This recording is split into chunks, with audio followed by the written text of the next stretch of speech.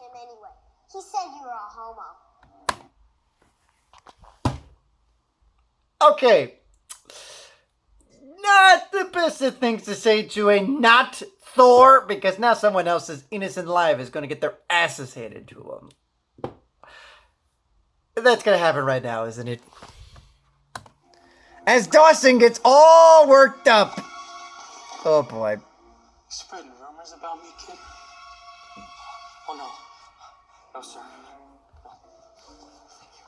Come on, sir. What's this? There's $45 here. You owe me 50.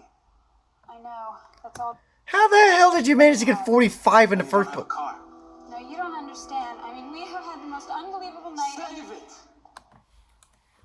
Yeah, again, to sum up this movie. Am I right? That's right. We're dealing with a lot of shit.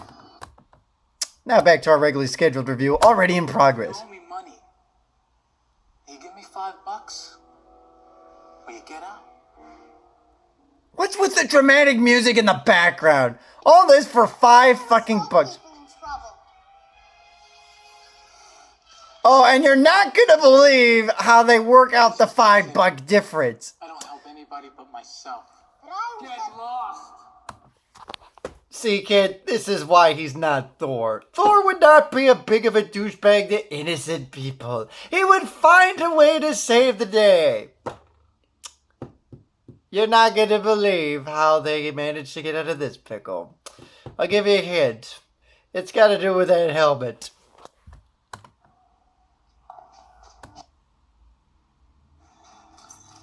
Here, take the car. He gets the helmet in exchange for the keys. You're welcome. Hey, kid.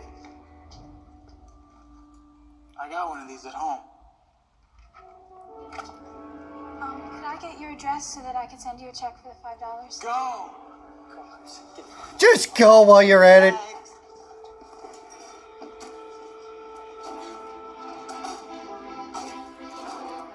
Oh boy. So, moving on.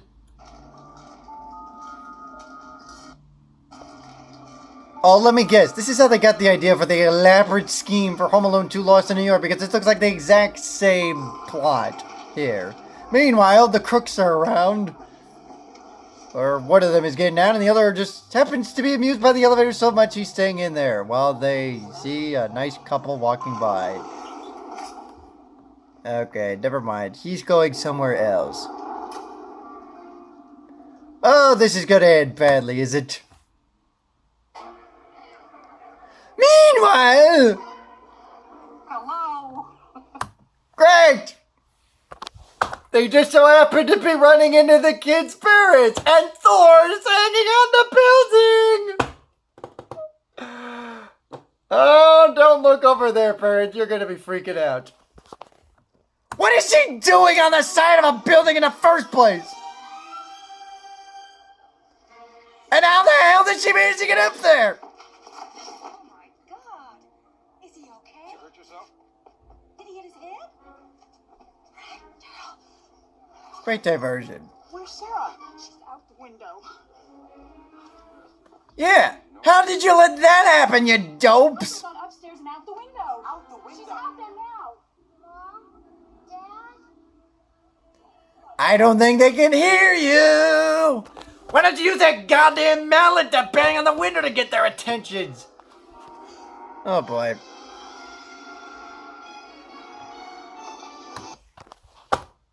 Anybody want to make a wager as to what's going to happen next? There's a crook with a little kid that looks like Thor. I will give you the following options. A, she's terrified for her life, falls off and ends her unfortunate life.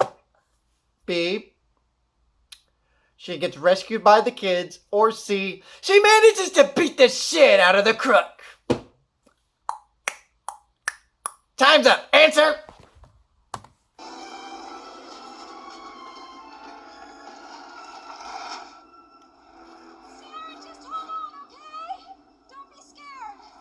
Oh yeah, don't be scared. I just happen to be hanging on by a thread on a tall building with no hope down at the bottom to save my bacon.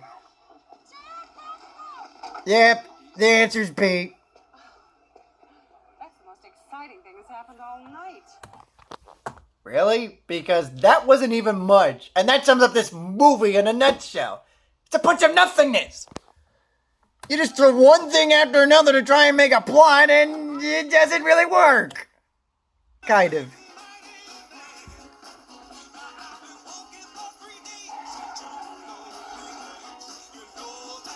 Okay.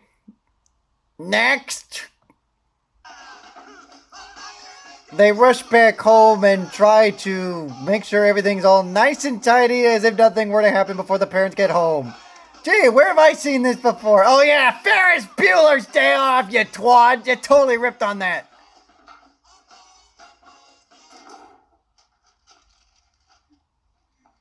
Hey, Chris. Sorry we're late. Oh, that's okay. Any problems? No, not really. You are a horrible, horrible liar. Well, Brad stayed home, and Daryl's sleeping over. Daryl. Oh, what a nightmare for you. Great sarcasm. Yeah, you don't know what's going on. His hair's been torn off. Gross.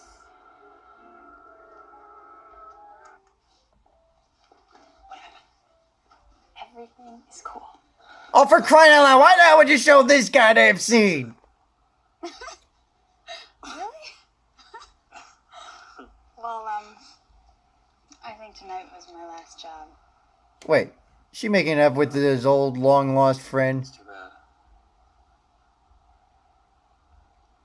Who is the babysitter for? Me.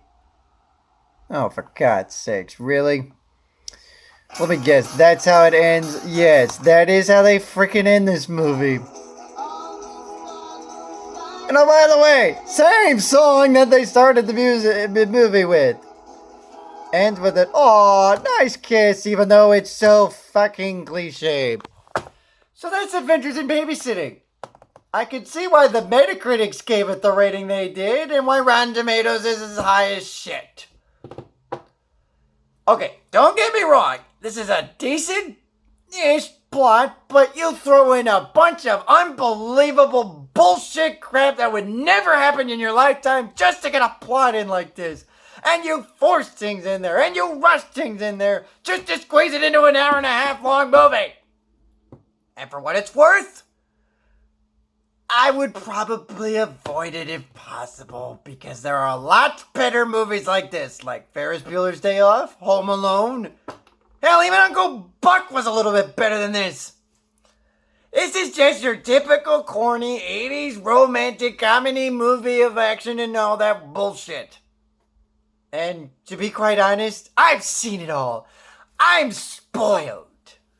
So if you're somehow into this type of movie, then definitely check out Adventures in Babysitting. But otherwise, there's a lot of better options for you. And with that, I have to finish my babysitting. I'm the CommanderZander, and if you excuse me, I gotta go babysit some twads of characters that the creator unfortunately has to deal with. Alright, you two, go to bed! What are you doing anyway? Jesus Christ! What? Paper Boy's just showing me some kind of fun stuff. Okay, we don't need to hear about this.